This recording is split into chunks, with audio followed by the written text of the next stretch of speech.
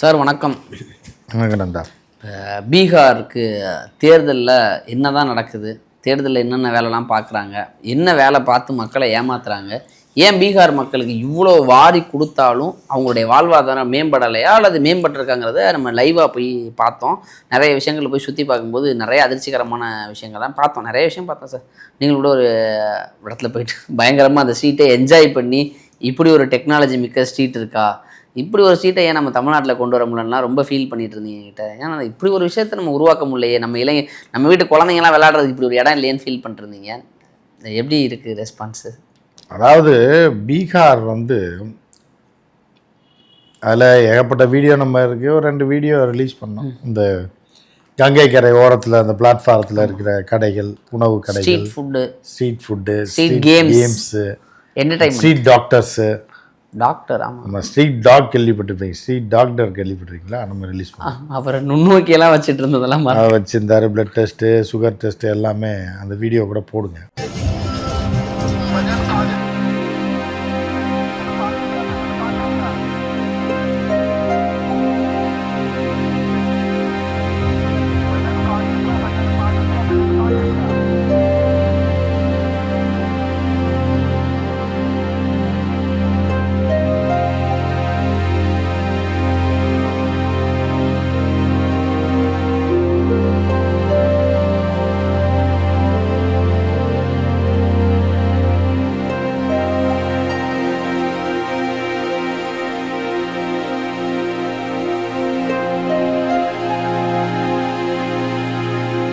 You 100 years leave அப்படின்னு, you are doctor, no assistant அப்படின்னா.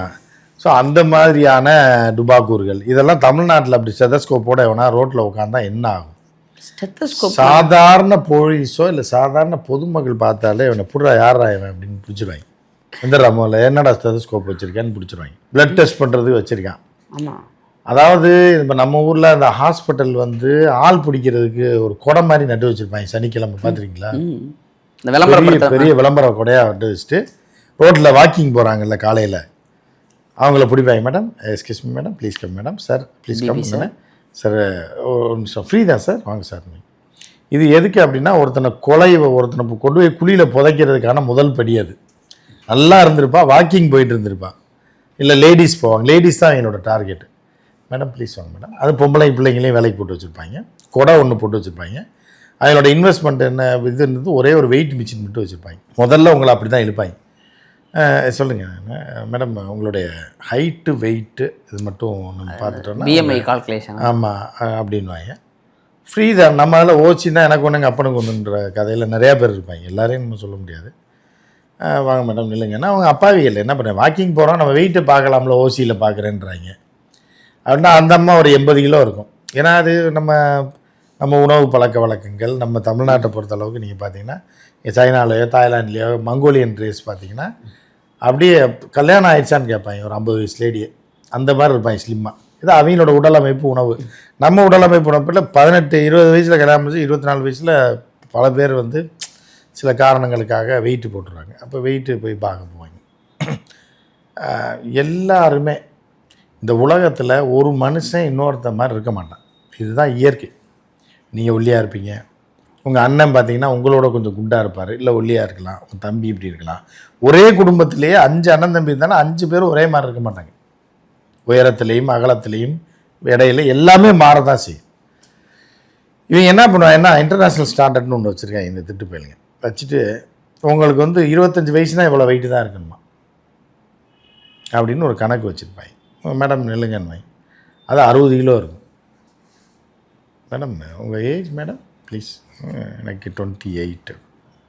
Marriage ஆகிடுச்சா மேடம்? ஆயிடுச்சு. குழந்தைங்க இருக்கா? ஆமாம், ஒரு குழந்தை இருக்குது. உடனே அவங்க சொல்லுவாங்க, நான் பிஃபோர் மேரேஜ் நான் ஒரு 38-40 தான் இருந்தேன், இப்போ ஒரு 20 kg இன்க்ரீஸ் ஆகிடுச்சா தான் மேடம். இருக்கக்கூடாது. உங்கள் ஏஜுக்கு நீங்கள் 35 to 45 ஒருத்தி கூட இருக்க முடியாது. ஒரு பொண்ணோ ஆம்பளையோ அவங்க சொல்கிற கணக்குப்படி இருக்கவே மாட்டான். வேணால் எவனை வேணாலும் செக் பண்ணிங்க, இருக்குன்னு பயந்துடுறது. மேடம் என்ன இல்லைங்க, ஹைட்டு பார்க்கணும். ஒரு கட்டை ஒன்று வச்சுருப்பாங்க, அதை நிற்க வைப்பாங்க. 5.2.6 அப்படின்பாங்க. ஓகே, அதை எழுதிடும். இந்த அகலத்தை பார்க்க மாட்டாங்க. அகலத்தை மட்டும் ஒன்றுமே பார்க்குறதில்ல. டெய்லர் மட்டும்தான் அகலத்தை பார்க்குறான், சட்டை தைக்கிறது. உயரத்தை பார்ப்பாங்க, எடையை பார்த்து எழுதிட்டு, மேடம் நீங்கள் ஓவர் வெயிட்டாக இருக்கீங்க, அதுக்கு ஈஸியாக பண்ணிடலாம், ஒன்றும் பிரச்சனை இல்லை. வர்ற சண்டே மார்னிங் ஃப்ரீ கேம்ப் இருக்குது. அதில் உங்களுக்கு ப்ளட்டு, சுகர் டெஸ்ட்டு எல்லாமே ஃப்ரீ தான் மேடம். எல்லாமே உங்களுக்கு ஃப்ரீ. சண்டே மார்னிங் வந்துடுங்க. நீங்கள் பேர் சொல்லிட்டீங்கன்னா நான் இப்போ எழுதிக்குவேன்.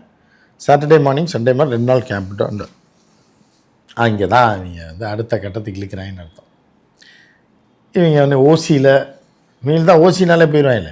ப்ளட்டு டெஸ்ட் பண்ணுறாங்க, சுகர் டெஸ்ட் பண்ணுறாங்க, ப்ரெஷர் டெஸ்ட் பண்ணுறாங்கன்னொன்னே அன்னைக்கு அங்கே ஒரு நர்ஸை போட்டு உட்கார வச்சுருவாங்க. ஒரு 4 பேரை உட்கார வச்சுருவாங்க. இவங்களை கூப்பிட்டு வாங்க மேடம், வந்துட்டிங்களா மேடம் வாங்கன்னா அங்கே வந்து இப்போ சார் உங்கள் பேர், உங்கள் ஏஜ், டேட், சும்மா வேறு என்ன தொழில் பண்ணுறீங்க எல்லாத்தையும் எழுதி வாங்கிடுவாங்க. அதில் ஒரு கணக்கு போட்டுருவாங்க. அப்போ அந்த பொண்ணு வேலை பார்க்குது, இல்லை புருஷன் வேலை இவங்க போய் பெருமையால் சொல்லுவாங்க. புருஷன் எருமை மேய்ச்சிக்கிட்டு இருந்தால் கூட பெருமையாக சாட்டர்டே வாங்கன்னு சொல்லி, இல்லை சாட்டர்டே அவருக்கு ஆஃபீஸ் இருக்கும், என்னால் வர முடியாது, சண்டே ஓகேவா சொன்னால் அவங்களே எந்த ஆஃபீஸ் அப்படின்னு சொல்லி கேட்டால் சொல்லிடுறாங்க. ஆமாம், இதை பூரா எழுதி வச்சுருவாங்க. ஐடியில் இருக்காரா, இதில் இருக்காரா, சரி எப்படி ஒரு 50, 60 ரூபா, 70 ரூபா வாங்கிடுவான், அவனை போட்டுடலாம். இல்லை அடுத்தலாம் சொல்லுவாங்க. ஞாயிற்றுக்கிழமை வந்துடுவாங்க. வந்தோடனே ப்ரெஷர் செக் பண்ணுவாங்க.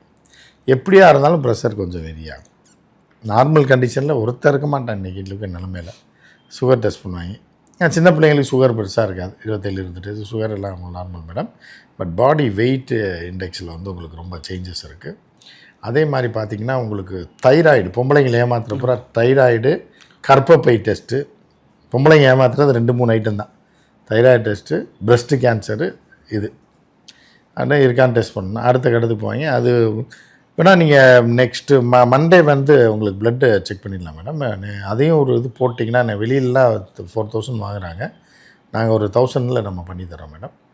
ஆனால் அதுக்கு அடுத்தடுத்த ட்ரீட்மெண்ட்னா கூட உங்களுக்கு எல்லாமே ஃப்ரீயாக பண்ணி கொடுத்துருவோம். நீங்கள் எதுக்கும் வந்து உங்களுக்கு 35 வயசு ஆச்சு, அந்த ப்ரெஸ்ட்டு செக்கப் ஒன்று சிம்பிள் டெஸ்ட் தான், அதை நீங்கள் பார்த்துடலாம்.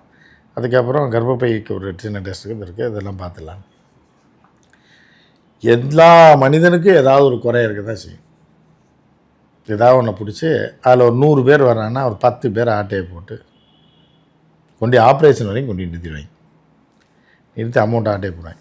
இந்த மாதிரி கும்பல் தான் தமிழ்நாட்டில் லட்சக்கணக்கில் ஆட்டையை போடுற கும்பல் தான் இருக்கே தவிர இந்த மாதிரி டாக்டர் ஒருத்தரை காட்டுங்க நீங்கள். அது அந்த டாக்டரு ஸ்டெத்தஸ்கோப்பு அதெல்லாம் கூட மன்னிச்சிரு சார். அந்த மைக்ரோஸ்கோப் இருக்குள்ள நுண்ணோக்கி அந்த ஃபோட்டோ பேனரில் போட்டு அதை டாக்டர்னு வச்சுட்டு இது போட்டு இவன் எப்படி ரத்தம் எடுப்பான், இவன் இந்த படத்தை போட்டு காட்டுங்க. சரி இவனுக்கு ரத்தம் கொடுக்குறீங்க, இவன் இந்த ஹெச்ஜிபிடி ஏதோ ஒரு டெஸ்ட் பண்ணுறான், ரத்தத்தை எடுத்து எங்கே வைப்பான்? இவன் பேக்கில் போட்டு வச்சு நைட்டு வீட்டுக்கு போகிறப்ப வீட்டில் போய் தூங்கி எழுந்திரிச்சு காலையில் கொண்டு டெஸ்ட்டு கொடுப்பானா? என்ன பண்ணுவாங்க? அது தெரிஞ்சு இந்த சுகர் டெஸ்ட் பண்ணுற மாதிரி இந்த மிஷின் வந்து அது சுகர் தானே. அதில் எப்படி ஹெச்ஐவி டெஸ்ட்டு, ஹெச்பி ஏ1சி இதெல்லாம் போடுறாங்க. அந்த டாக்டர் சந்தேகப்படக்கூடாது சார், பேனர்காரனை சந்தேகப்படும். பேனர் இருக்க எல்லா நோய் பேரையும் அடிச்சு கொடுத்துருக்காங்க. இவங்க எல்லாம் உயிரோட இருக்காங்க. இந்த ஊர் ஒரு ஊருன்னு சொல்லிட்டு இதில் இருக்கவங்க இதில் இது பண்ணிட்டு இங்கே வந்து இப்போ நீட்டை பற்றி இங்கே உள்ள ஆள் பேசுகிறாங்க. நீட்டு நல்லதா கெட்டதா, நீட்டு இருக்கணும், உனக்கு இருக்கணும்டா, எங்களுக்கு கிடையாது, எங்களுக்கு எதுக்கு நீட்டு? எங்கள் டாக்டர் எவ்வளோ நீட்டாக இருப்பான் தெரியுமா? இதுதான்டா உன் டாக்டரு. ஐயோ நீங்கள் டாக்டர் இவன்கிட்ட பார்த்து இவன்கிட்ட மருந்து வாங்கி சாப்பிட்றவன்னு இருக்கான் பாருங்க.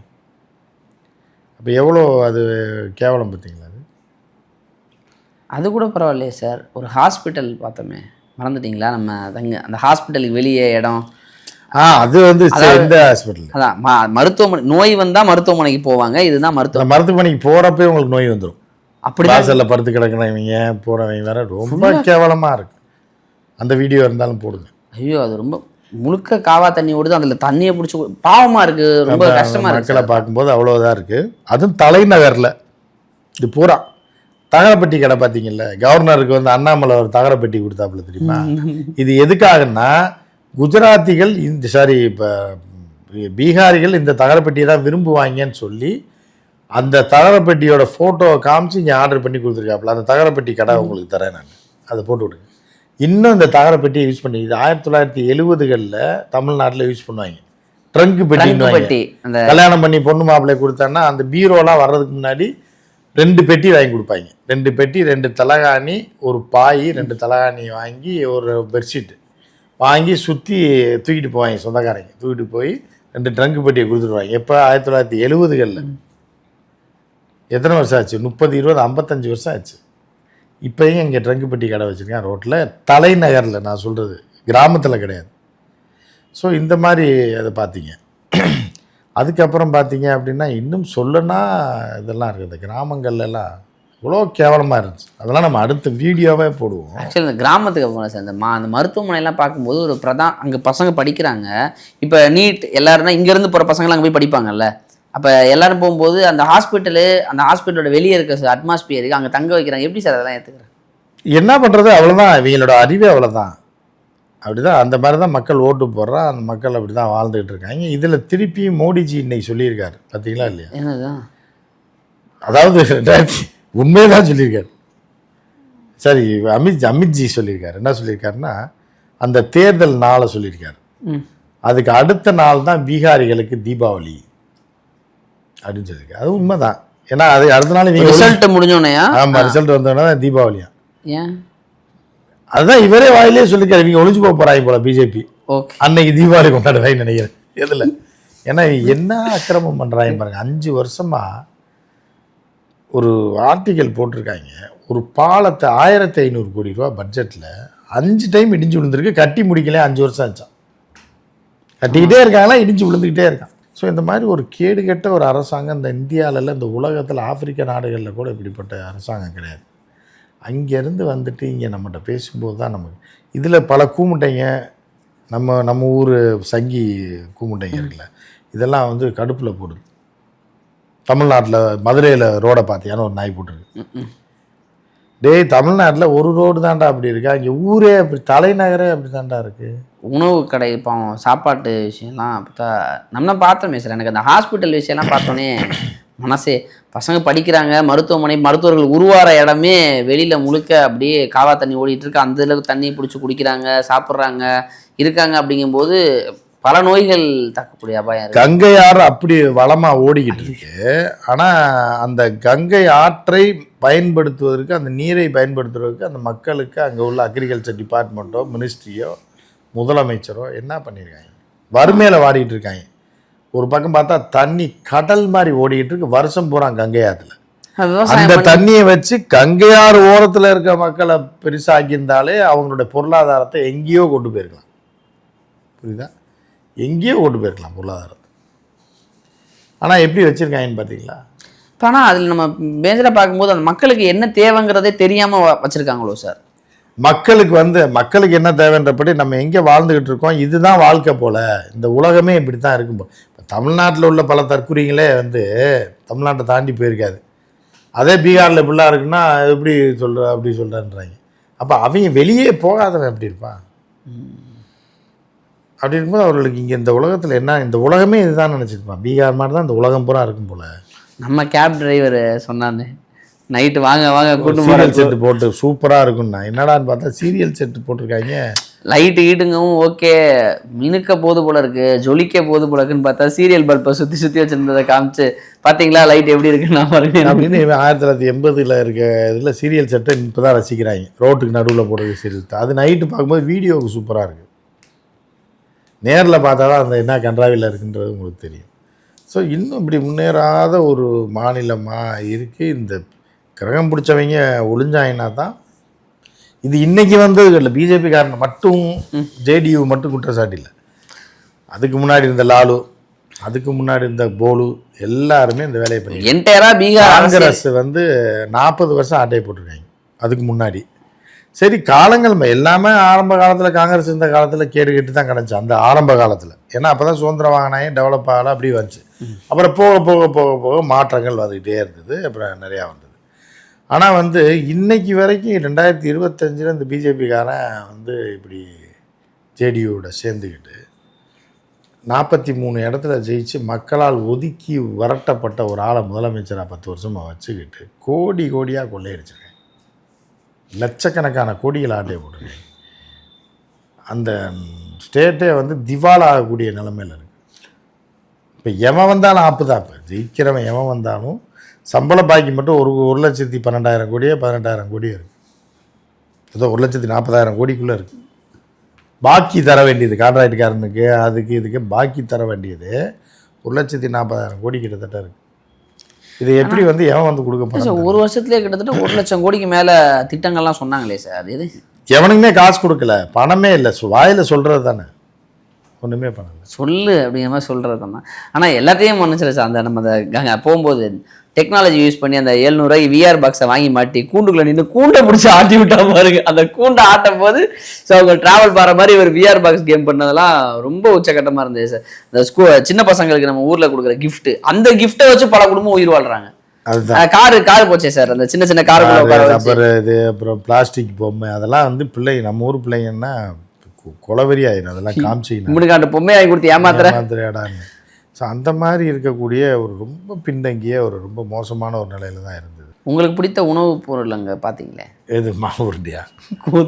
ஒரு ஹோட்டல் இருந்துச்சா பார்த்தீங்களா? தலைநகரில் ஹோட்டல் கான்செப்டே கிடையாது. நம்ம ஊரில் தடுக்கி விழுந்தா தெருவுக்கு 4 ஹோட்டல் இருக்குது, சந்துக்குள்ளே 4 ஹோட்டல் இருக்குது. சார் சாப்பிட்றதுக்கு பணம் இருக்கணும்ல? இல்லை, வெளியில் யாரும் வந்து சாப்பிட மாட்டாங்கன்றது ஒன்று. சாப்பிடணும்னு நீங்கள் நினச்சிங்கன்னா கூட நீங்கள் எங்கே தங்கியிருக்கீங்களோ அந்த ஹோட்டலில் சாப்பாடு சாப்பிட்டா தான். வெளியில் ஹோட்டலே கிடையாது, 99% கிடையாது. ஒரு சில ஏரியாவில் எங்கேயோ ஒரு இடத்துல இருக்குது ஹோட்டல். அவங்க என்ன சாப்பிட்றாங்கன்னா ரோட்டு கடை இருக்குது. அந்த ரோட்டு கடையை வந்து நம்ம ஊர் ரோட்டு கடை மாதிரி சுத்தமாகவும் இருக்காது. நம்ம ஊர் ரோட்டு கடையே மோசமாக இருக்குதுன்னு சொல்லி பல எண்ணெயை ஊற்றுறான்னு பார்க்குறோம். அவன் ஒரே எண்ணெயை, கடுகு எண்ணெயை வச்சு 10 நாளைக்கு பூரி போடுறாங்க ரோட்டு கடையில். போகிற அந்த பூரியை தவிர வேறு எதுவுமே கிடையாது. 3 உருளைக்கிழங்கு, பானிபூரி, பூரி, பான்பராக், இந்த 3 தான் பிரதான உணவே. அதுதான். இப்படி இருக்க பீகார் மக்களை யார் காப்பாற்ற போகிறான்னு தெரியல. சரி, பூரியில் தான் வாழ்க்கையே நடத்துகிறாங்க. அதுவும் அந்த பூரி கூட சரி உப்பி வர லேட் ஆகுதுன்னு சொல்லிட்டு கோதுமை மாவு உருண்டையாக பிடிச்சி வேக வச்சு அதை எப்படி சாப்பிட்றாங்க? வேக வச்சு சுட வச்சு அப்படியே கறி அப்படியே தடவை வச்சு. நான் கூட பார்பிக்யூ கம்பிலாம் வைக்கவும் ஓகே, மேலே சிக்கன் வைக்க போகிறேன்னு பார்த்தா கோதுமை உருண்டையை வச்சு பார்பிக்யூ மாதிரி போட்டு அடிச்சுக்கிட்டு இருக்காங்க. இதெல்லாம் என்னத்தை சொல்கிறதுன்னு ஒன்றுமே புரியலை. ஸோ பீகார் மக்களை இந்த ஆண்டவன் தான் காப்பாற்றணும். இங்கே இப்போ நம்ம மக்களாக இருக்கிற இப்போ சவுத் இந்தியாவிலே சொல்கிறேன் சார், வீக்கெண்ட் ஆனால் பார்க்கு, பீச்சு, கேளிக்கைகள், மூவி, கான்செப்ட் இப்படி வாழ்கிறாங்க. அவங்களுக்கு மொத்தமாகவே அவ்வளோதான் கான்செப்ட் போல இருக்கே சார். இந்த ஒரு ரோடு தான் பாட்னாலே கங்கை கரையை ஒட்டி இருக்க பிளாட்ஃபார்ம்.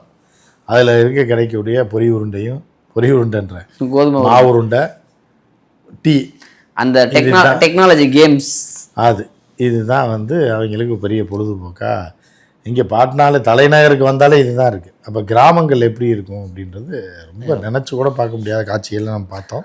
கிராமங்களா அப்படிதான் இருக்குது. கிராமங்களில் முன்னணி ரயில் நிலையங்கள்லாம் எந்த நிலைமையில் இருக்குங்கிறதெல்லாம் ரொம்ப கொடூரமான ஒரு இதில் இருக்குது. அதெல்லாம் அடுத்தடுத்த வீடியோ போடுவோம். சரிங்க சார். எனிவேஸ் அதான் பீகாரில் ஒரு மிகப்பெரிய டாக்டரை மீட் பண்ண அந்த ஸ்டோரி, மருத்துவமனைகள், இதை தான் அதில் பகிர்ந்துக்கணும்னு நினச்சேன். நம்ம அடுத்த வீடியோவில் சந்திப்போம். நேரம் கொடுத்ததுக்கு நன்றி சார்.